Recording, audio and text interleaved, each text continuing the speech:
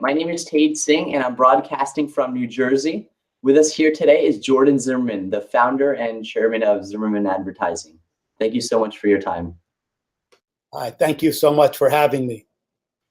I was reading a little bit about you, and the most surprising thing is how little you sleep, or how early you wake up, rather. You said in an article, sometimes I speak in universities, and I ask students why they sleep in on weekends. Why would you sleep when that's your time to live? I asked them. Sleeping isn't living. You sleep when you die.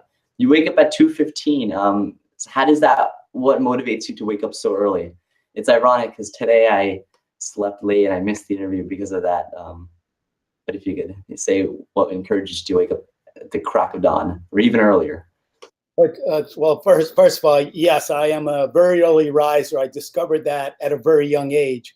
And I have a philosophy: you sleep when you die. And I really believe that life is for the living. And I love to work out. And I believe it's part of the clarity of mind and the energy. But also, the morning is a time when no one else is awake. So the world is yours and the opportunities are limitless. So ever since I was a young boy, starting with a paper out, I was up early, and I've continued it to my workout regimen and my health regimen to today. And certainly you get a head start on everyone else. What time do you sleep? Just curious. Like, how do you not feel tired though, waking up so early? Do you just sleep a little earlier, or how does that work? I get up every morning. I go to bed, 10, 11 o'clock, and I get up between 2:10 and 2:15 every day. And, I have this crazy regimen. But, I believe that when I was a young kid growing up, I said, I might not be the smartest in the class, but I will outwork everyone because I will be the first person in. I'll work later at night on my homework. I'll put more energy in than anyone else. I'll be more committed to what my goals are. And I saw a goal as a young, like yourself, as a young man. I knew where I wanted to go. I had to hurry up to get there. Thank you. So it relates to also your work ethic. You have over 10,000 minutes a month on your phone bill, and you say that you don't miss the things the way you do with email. When you're speaking about phone conversations, and you like the directness of them. And that reminds me of, because one of our interviews was with Mickey Drexler on the COJ crew, and he has an intercom over the entire office building, all 1,200 employees. So if he needs anyone, he just says it, and they come up to him that way. It's direct. You don't miss a beat. What do you think? I see a thread among executives of communication is key and it's important. What do you think about that? I believe, not only communication internally, my executive team knows at Zimmerman, on our business card, it says 24/7. Seriously. It said that forever. Because when your client needs you, you need to be there, or somebody else will be. When I need somebody, because we have a client issue or a client opportunity, that executive team has to be available.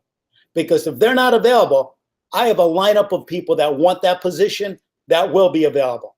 Because that's the business we're in today. We're in this world that's the global economy. And in this global economy, things change on a dime. And when they change, we have to be there. And for whatever client it is, that client has to feel like they're our only client. And that client has to understand what they mean to myself and to everyone else in the agency by being there and being a great strategic partner. I love the attitude. I noticed that in the emails too, at the bottom, it said 24/7. You would think that, if you hadn't read the thing, it would be for like a fire department, always on, but it's working for you, and it certainly leads to customer relationships that are long lasting. Listen, it is absolutely the gospel within Zimmerman. It's been a differentiator for us since we built the company. If you remember, there used to be a phrase, you wouldn't know this, but it used to be called banking hours. Because banks used to open at 9 and close at 4. And even banking hours don't exist anymore.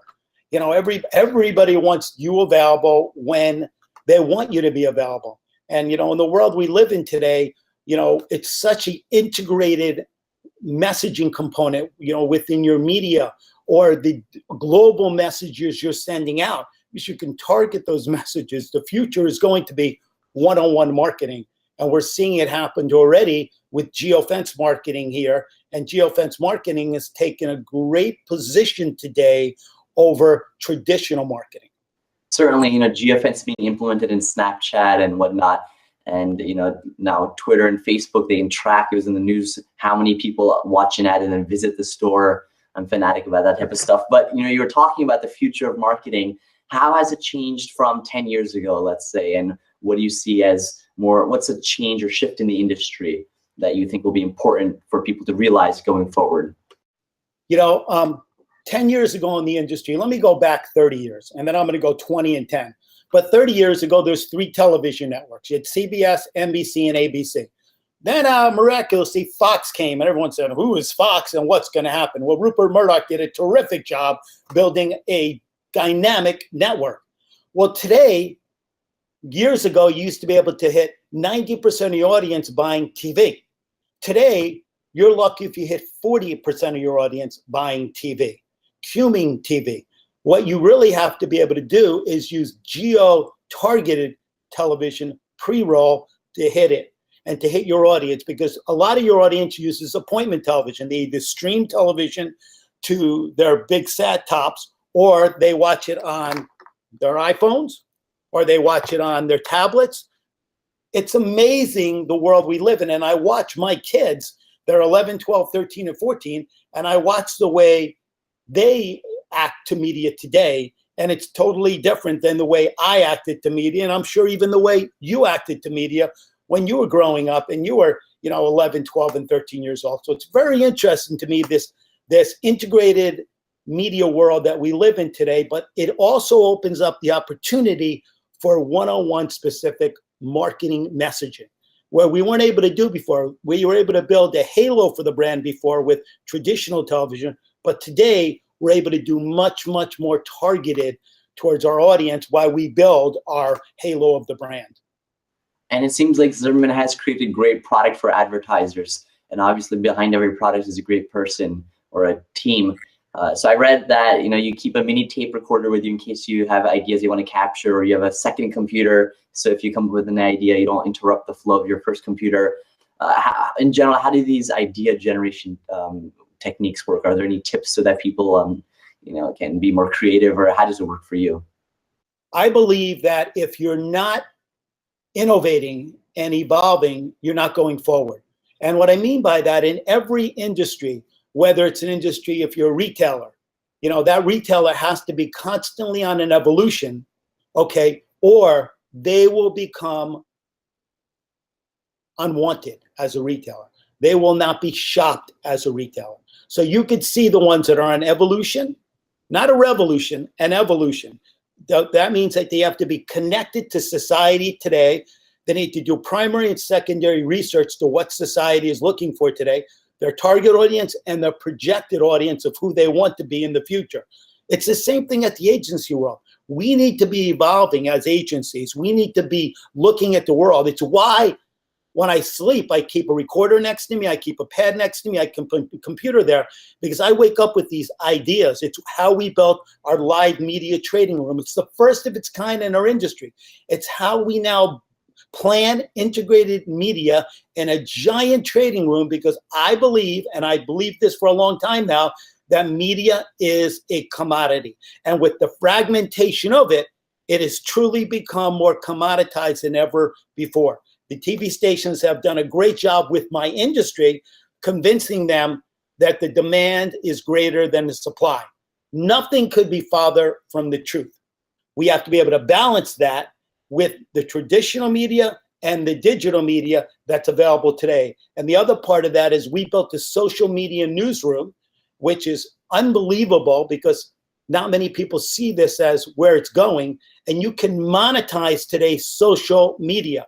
People are more apt to believe what someone else tells them in social media than they do from the old way we used to communicate through traditional television. Yes, certainly the channels in which people receive marketing is different. And I love your enthusiasm, and I can tell that you really want to help the next generation and learn about this, because you also have a blog that you write about, and occasionally, what are some topics that you cover?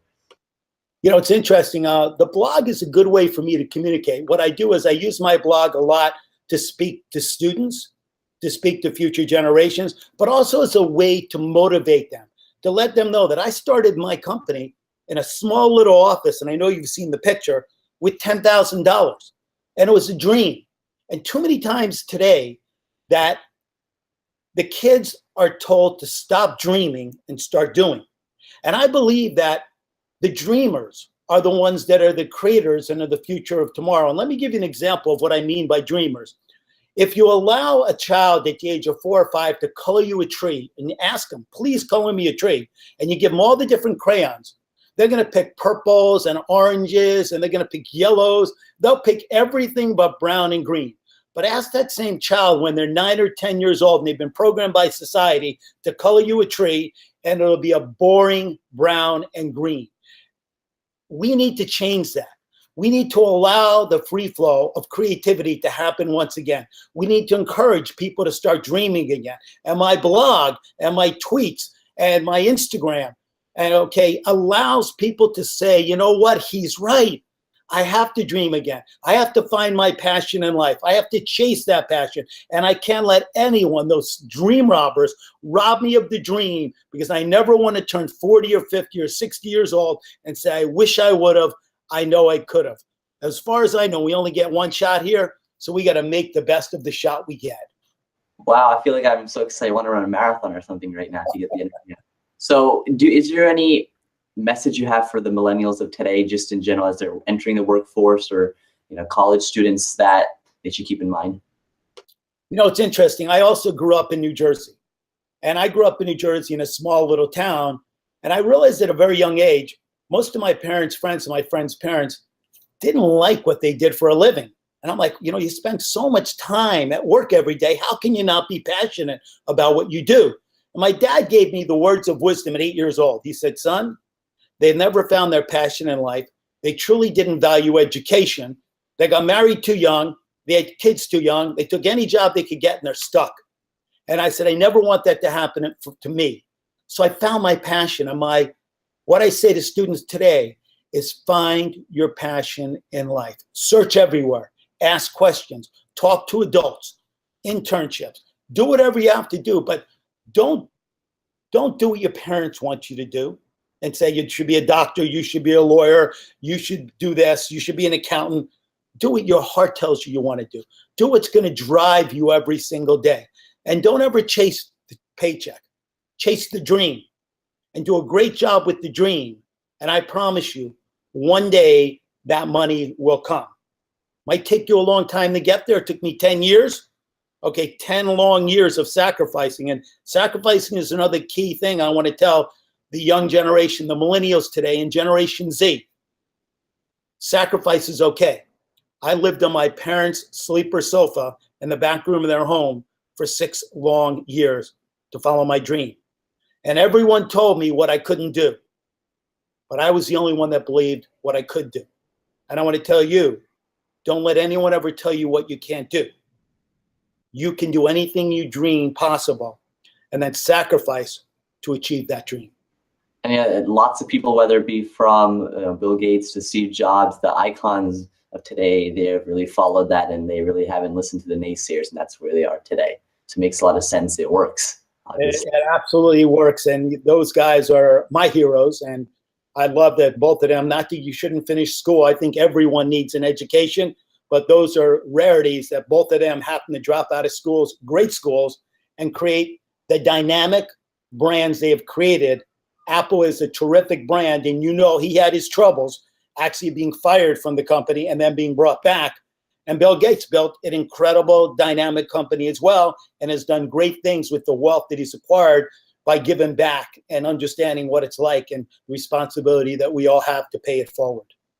Certainly. So let's wrap up with a quick this or that segment. Would you rather have 1 wish granted today or 3 in 10 years? I'd like to get the wish today. Would you rather be able to stop time or fly? Stop time. What's your favorite thing to do in your free time? Exercise. Would you rather be able to read everyone's mind all the time or know their future? Read their minds. Would you rather win an Olympic medal or an Academy Award? An Olympic medal. if you could trade lives with one person for an entire day, who would it be? If he was still alive, it would be Steve Jobs. What's the company you wish you could be the CEO of, other than, whatever, Zimmerman Advertising? Because I'm an innovator, I would love to be the CEO of Apple. And what's the best professional advice you've been given? Perseverance is the key to success. So we'd like to thank Mr. Zimmerman for being on our show and graciously sparing his time. Thank you so much for taking this opportunity with us. Thank you so much for the opportunity to speak to you and to speak to the future generations. God bless you. Thank you.